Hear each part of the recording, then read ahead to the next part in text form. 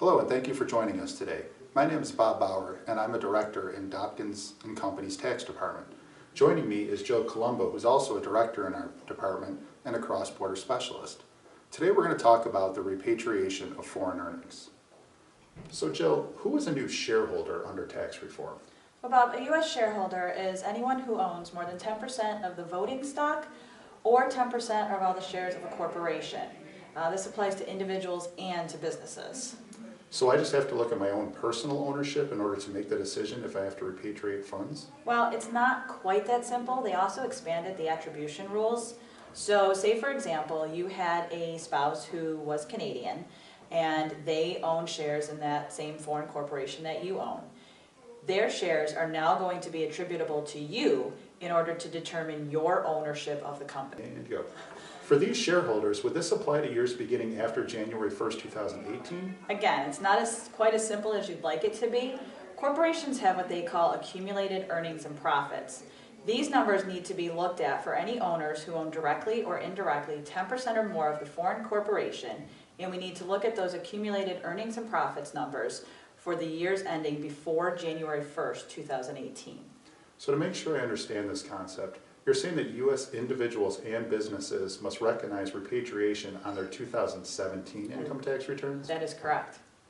So do I have to compute the C&P back to the beginning of time? Well, no, it's calculated from 1986 forward.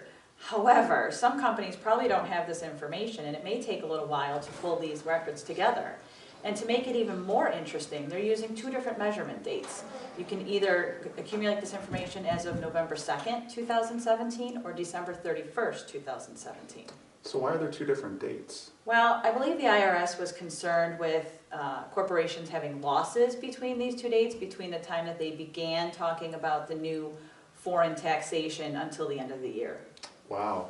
So some taxpayers may have a very significant buildup of these earnings and profits. How are they going to be taxed? Well, so they're going to take the greater number of these E&P from those two dates that we just talked about, November 2nd or December 31st.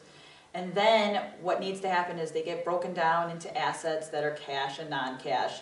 Basically, there's a brilliant mathematical formula that happens and comes down to be a tax that's effectively about 15.5% on cash assets and 8% on non-cash assets.